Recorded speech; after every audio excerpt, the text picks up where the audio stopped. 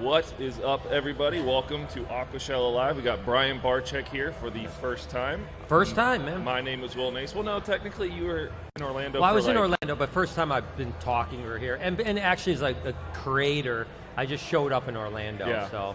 So yeah, it's been fun, man. You enjoying it? Oh my gosh, this is crazy. You know, it's I've been inviting you to come the last three, I think. Yeah, finally I'm here. So Yeah. now I'm hooked, man. I'm going to be at everyone. Everyone's going to get sick of me. No time. They're But like, it's I so don't much even fun. care. No, it's amazing. You know, it's like I talked to Jay, my camera guy that's with me, Jay Tomsky, and I said like, it's crazy. Like, you know, I'm so obsessed with reptiles. You know, I mean, obviously, but like now that I've been getting into the fish thing and wanting to do aquariums and stuff like that, like I feel the same like burning in my soul that I had when I started Reptiles. It's a new start. Yeah, it's like brand new. It's like I walk around with like this childish like I don't know anything about what's going on here, and I've got to learn it all, and I'm just soaking it up like You a want sponge. this fish, you want that fish, you want that Oh snail. my gosh. Yep. Yeah, and the tanks and the scapes and the I mean, it's really amazing, and I'm really impressed with the event itself too. You know, because there's so many things going on. There's booths for people to go to, but there's also like obviously the live stream that we're on now. There's talks over here. There's scape contests. There's raffles. It's almost overwhelming how much is going on. You know, You even have the kids zone and everything for all the kids. Yeah, I spent plenty of time in there, but I felt weird. You know what I mean? No, I'm just saying, I'm throwing this out there for everybody watching to get this in their head. Next time you come to an Aquashella, you have to be in the Creators Challenge. The creators. What would that be? That's the little tanks right there that all the creators. You know, can I bring Jessica? She's my ringer. He made me do my very first one. Oh. No, you can't bring Jessica. It's for See, you. I always think that I'm not good at it. You know what I mean? Like even doing reptile enclosures, like I'm always feel like I don't know what I'm doing, and I'm like nervous about it. You know what I mean? My first one was last year here. Really? But you're great at scaping stuff. I do vivariums, not scapes. Yeah, but it's the same thing. You know, I got 6 first to 1 place, half and, dozen the other. and Rob over there was messing with me the whole Yeah. time. He's like, "You got to stay. You got to stay. You can't go."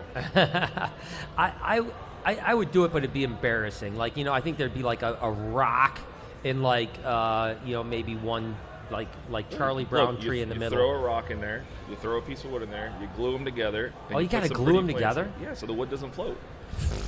This is far too crazy for me, man. I'm sorry. And then you just throw some plants around. See, us reptile people, we don't have to glue things together. You know what I mean? Well, I guess we do. Ask do, Jessica that same yeah. question. Yeah.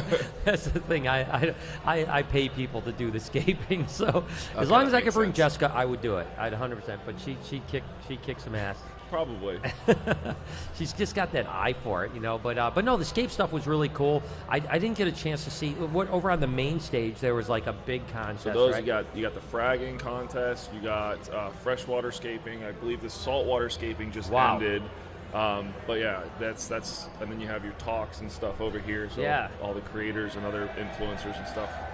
Even some of the bigger names, they're still cheering. Back and forth. Something's going on out there. I tell you what, the crowds are amazing here too. That's the other thing that's really cool is like to see how many people are coming out that are just excited about it. And this is the thing, because this isn't my world, and I'm just starting to put my feet in this world.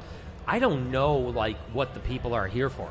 You know what I mean? Are they here to buy fish or coral? Are they just here to see everybody? It's a little bit of everything. Yeah. You have corals, you have freshwater plants, you have fish, you have art, you have merchandise, you have your YouTubers. There's so much going on always, which is a good thing. But every hour there's a different show or a platform, something.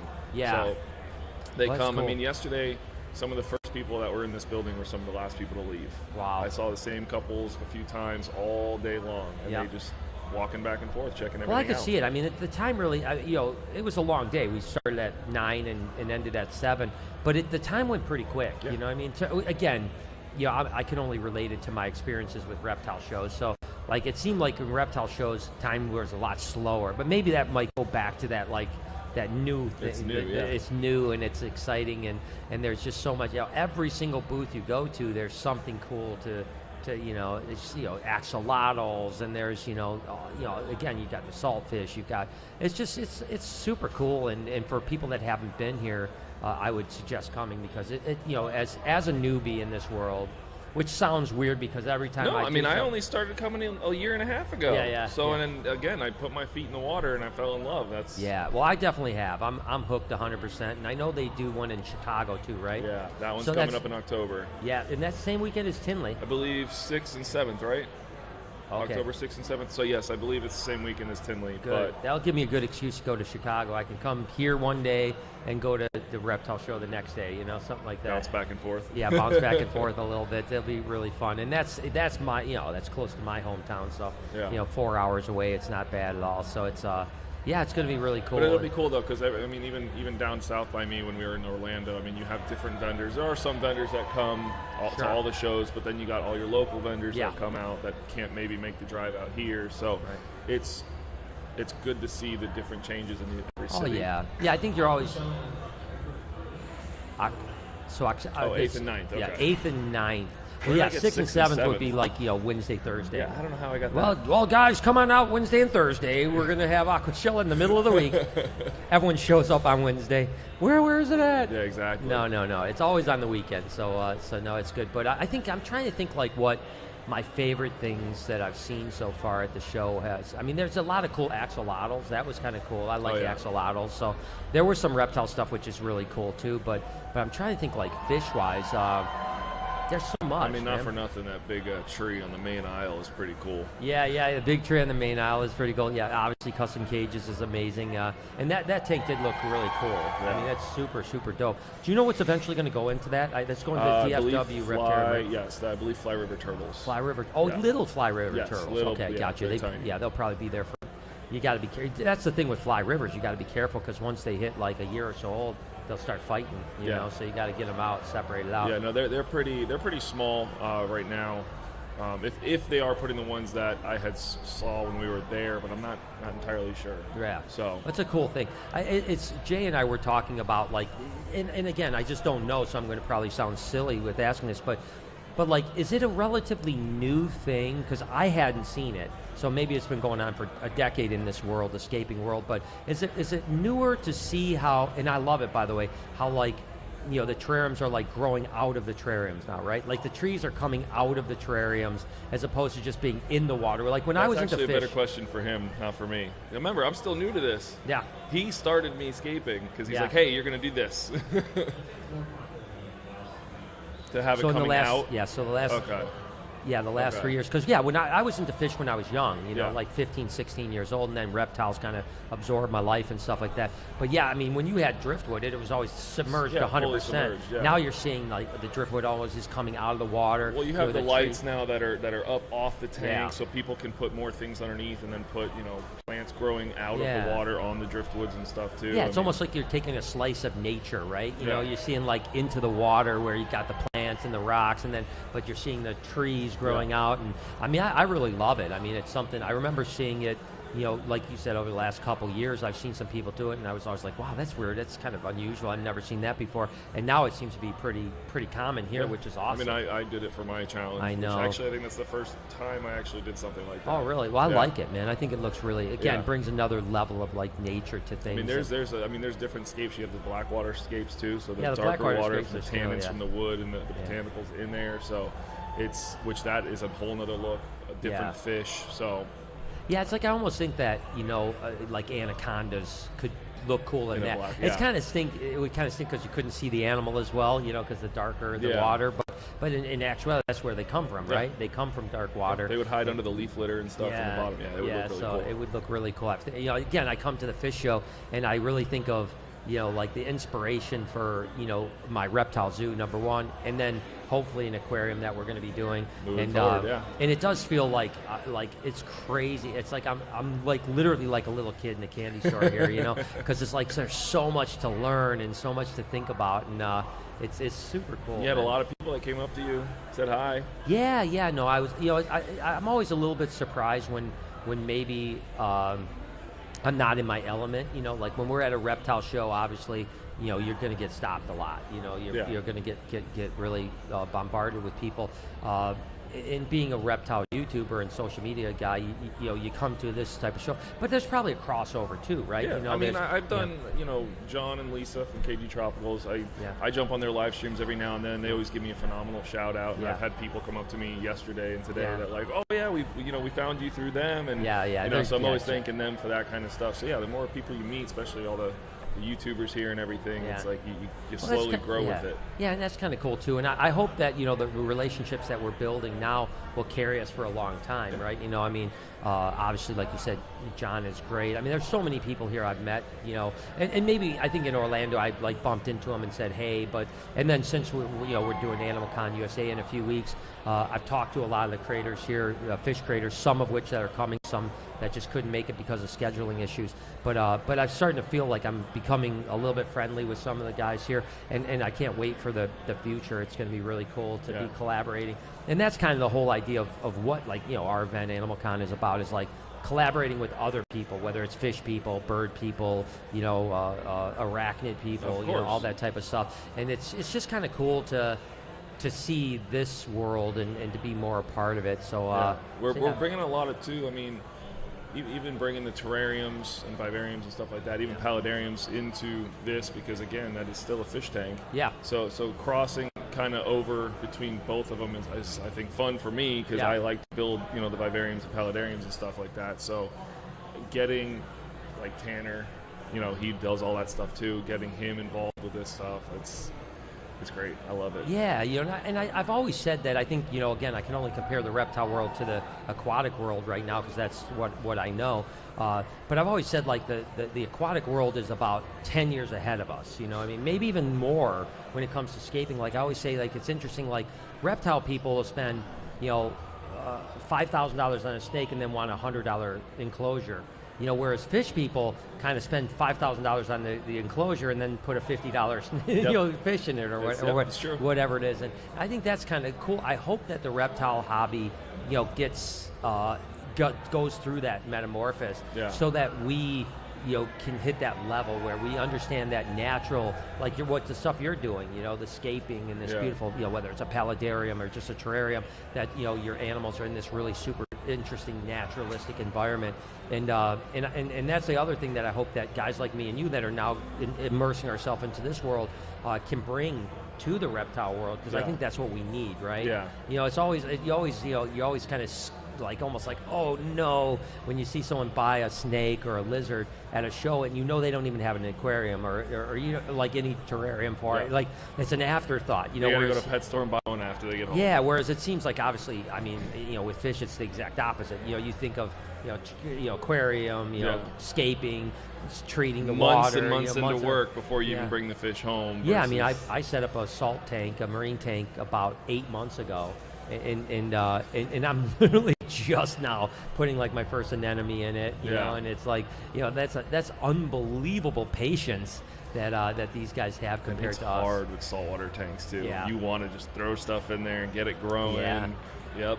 Yeah, I know it. But it's been a cool thing, and I've fallen in love with the marine stuff. I mean, every morning I can't wait to get to work and see. I just have a couple little clownfish in there and an anemone and some cleaner shrimp, and it's pretty cool. It's neat, and then I just think of, like, can I do a public aquarium where there's hundreds of thousands of gallons of water, and people can stand in front of a giant tank and take pictures of all types of fish. And that's what I'm saying. That's what I like. I think of that more than I think of reptiles these days, to be honest with you. So it's as much as I love, and I'll always be a reptile guy, but boy, the fish side has got me. I'm like an addict.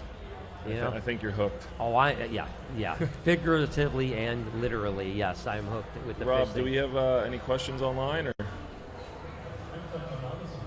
Oh, all right. All right, we're gonna get some random questions. How about you? How about you, young man? Do you have a question? No, he's like looking. No, he's just watching his two favorite YouTubers. Will, Will, come on, man. You got to bring a higher level of help here, buddy. I know, right?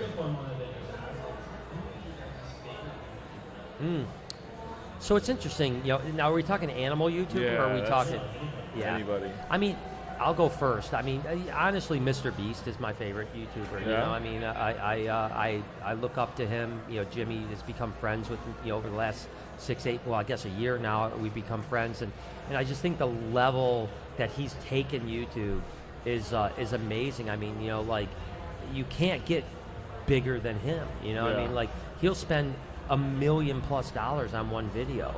And it's like it's literally like he's taken the Hollywood mentality of building sets and doing all this stuff that is just shocking to me.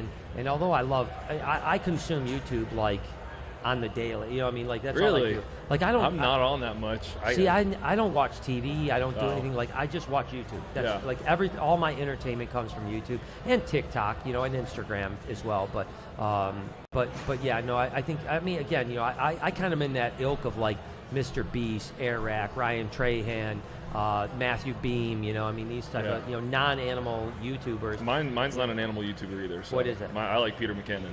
Peter McKinnon is absolutely wonderful. Yeah, his energy, every episode is always something different. So yeah, I know, and he's a great, you know, obviously for people that don't know Peter, he's a photography guy. And, videography, photography. Yeah, so he's, you know, and there's the whole, what do they call him and Jesse Driftwood? And they have a name for their little team. Yeah, team. I can't remember what the name of their team is. Jay would know if he's out there. Is Jay out there? No, I think he left on a phone call. He left on a phone call. But yeah.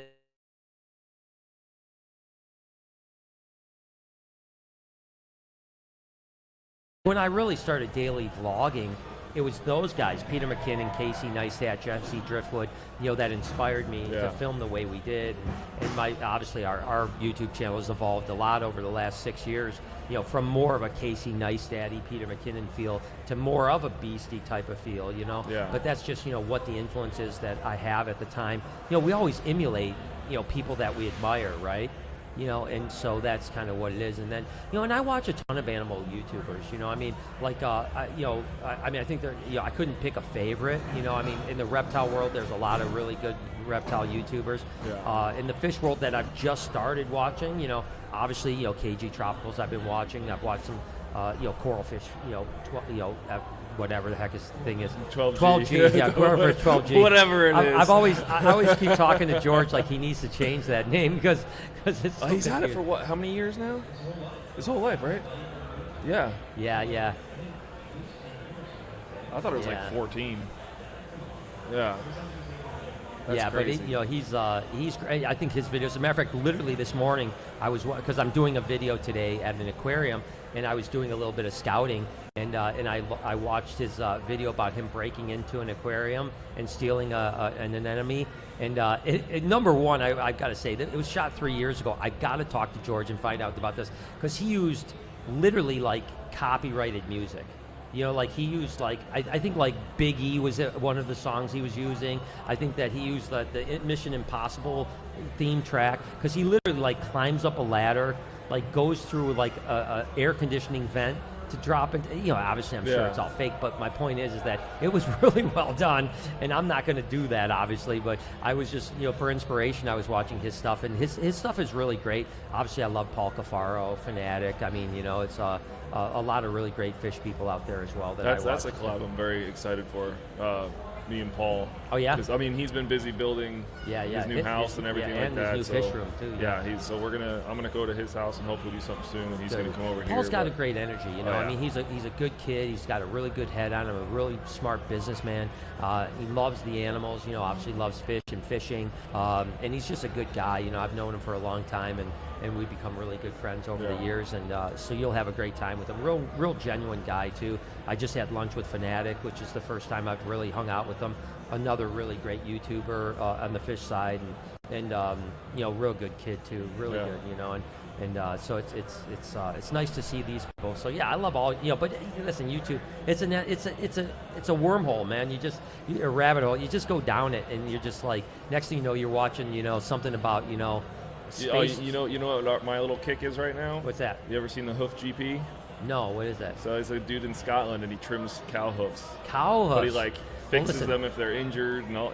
I went through a phase where I was watching ships going across the Drake Passage which is from Argentina to Antarctica, and I couldn't stop watching it. I was mesmerized by this. I mean, it's the roughest seas in the world, right? Yeah. And I'm just watching these ships. So yeah, YouTube is a wonderful, magical place. And anything you could possibly want to get to, you could get to. And I'm just blessed to be able to do it for a living. Yeah. Well, you got any more questions on there? Yeah. And What's the most difficult animal we keep? Our wives. Yeah, right? Yeah, that's always difficult. What do you think, Will? What do you got? I'm gonna go with the foxes probably. Foxes, okay. Yeah, I mean, you just tapped into the mammals, so you know they got to be fed every day. Yeah, mammals are. You need to spend time with them. You got to clean up a lot more than you do with reptiles. So I'm gonna go with the foxes on my end.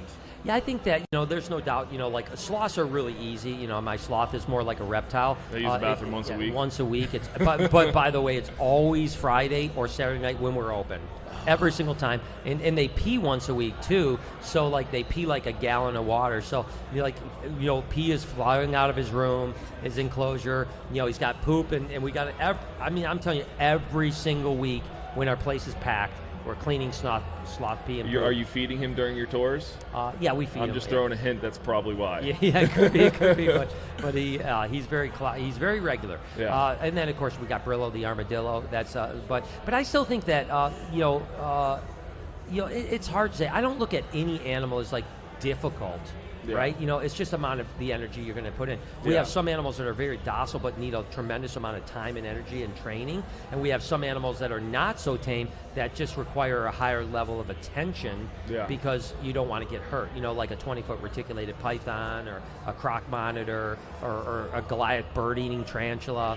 These are animals that just require more attention because if you make the wrong decision, it's going to be very costly. But thankfully, the one thing that, and I always knock on wood when I say this, I've been working professionally with animals for 35 years, traveled the world working with, anything from the most deadly snakes on the planet to lions, you name it. And I've never, knock on wood, I gotta keep knocking on wood when I say this, I've never been to the hospital for an animal-related incident, ever.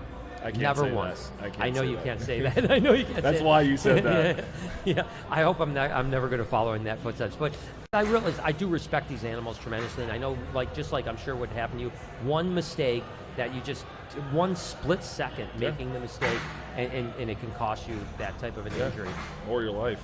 Or your life, or whatever. But no, I think I don't look at any animal as difficult. It's just depends on what you're willing to put in. Yeah, I mean, just the level of care is different sometimes. But that's about it. You got one more for us? Yeah. I'll let you go, and I'll. You want me to go first? Go, man. Have fun, man. What's your favorite part? I'm gonna go with traveling. I mean, I would have never met you. I've known who you were since I was a. Oh yeah, what's your favorite? Yeah, what's your favorite part of being a being a YouTuber influencer? Yeah. So I'm gonna go with traveling on that one because I mean, getting to meet you and everybody else I have, filming with everybody. Yeah. I mean, that's something I would have never thought I was going to do before. So that's probably my favorite part. Yeah, I think for me it's just again the opportunity. You know, I mean, there's so many opportunities that come your way because you're an influencer. Meeting people like this weekend, we've met hundreds and hundreds of people, and getting to connect with that and to share your passion. I mean, I'm so passionate about what I do, and to be able to share that with millions of people. I think it's crazy. We're coming up on 1 billion views on YouTube, which is just absolutely ridiculous to think about. But to think that many people, just wanted to come along on this journey of a guy that just loves reptiles and loves animals, I think that's super special. And then, like I said, the opportunities that come along with it are amazing. It's like, you're like me. We don't go to zoos and just go to a zoo. We get invited to go to the zoo. We go behind the scenes. We get to pet cheetahs. We get to feed sharks. We get to, whatever the case is. I mean, tonight I'm going to an aquarium and doing a video about breaking into the aquarium at night all alone. So I'll have the entire night at the aquarium by myself. and I get to do whatever I want. You It's know, opportunities you never thought you would be able to do. and it's just a wonderful world, man. I tell you what, you got to remember, I'm not as young as Will here, and although I look it, of course, and act like it, but You look beautiful. yeah, thank you, Bill. but, I'm just joking. But I was around well before the internet, so like into my wildest dreams, would I ever say that like my main profession is YouTube? You know what I mean? Like although I've recently joked about the fact that I'm really theoretically a TikToker now, because I have more following on TikTok than I do YouTube. Really? So yeah, I actually have more following on TikTok than I do YouTube. So don't call me a YouTuber anymore. Only call me a TikToker. But no, the truth is, I still always look at myself as a YouTuber, and it's such a blessing, and I can't imagine living life without it. You know, I mean, for me, as you know, I film every single day of my life, and it's been going on for so long. I couldn't imagine waking up in the morning and not having a camera facing at me. You know, I mean, it's like that's all it's like all life. you know. It's like life before it was gone forever, and I don't remember what it's even like. And I love every minute. I love the creative. I love putting the video. I love the post-production. I love the production. I love the post-production. I love putting the video out. Casey Neistat, famous vlogger, once said that you get addicted to the upload button, and that's what I think I've done. I've become addicted to the upload button, because as soon as you upload, you don't know what that first comment that's going to come in, what it's going to be, and then you can interact with you. I mean, it's freaking awesome, man. No, it really is. Especially meeting all the people we get to. Yeah, it's a blessing. I think we got to wrap it up, though, right? Yeah? So. All right, man. I'll talk for another 3 hours if you guys want. Oh, we know. Yeah, Chicago. The next show, you're going to get me on that Chicago. Not on Wednesday and Thursday. Yeah, not on Wednesday and Thursday. I'll do a talk, too, if you guys want. I don't know if anyone would show up for it, but I would do a talk. Yeah? Yeah, I'll do a talk. That'd be awesome. I'll talk about my guppies. So again, guys, my name is Will Nace. I'm Brian Barczyk. The world famous Brian Barczyk.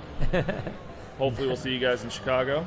I'll be in Chicago, so let's do it. I'm gonna kidnap you and bring you to Chicago. I'm going to go to Chicago. I've got to do it. So I'll see you all, you guys, in Chicago at Aquashella. 8th and 9th. 8th and 9th, not the 6th and 7th. Not the 6th and 7th. All right. Wednesday there. No, we'll be there. So you guys be good. Thanks so much for enduring us for this last half hour. Thank you guys in the audience. You guys are awesome. Thank you so much. I appreciate you guys.